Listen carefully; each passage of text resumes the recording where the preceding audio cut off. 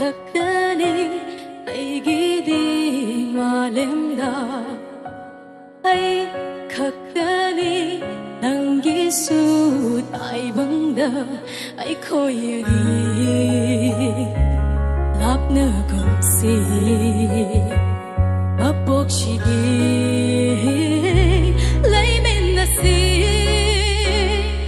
thogli bangoro masho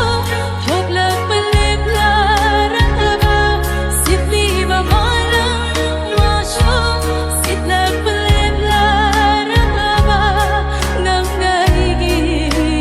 nagda laybiu nang naigi inagda laybiu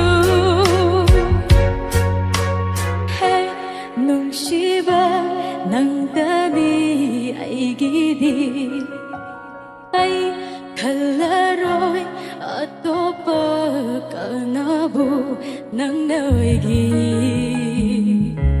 bunsi kong loy oy biduna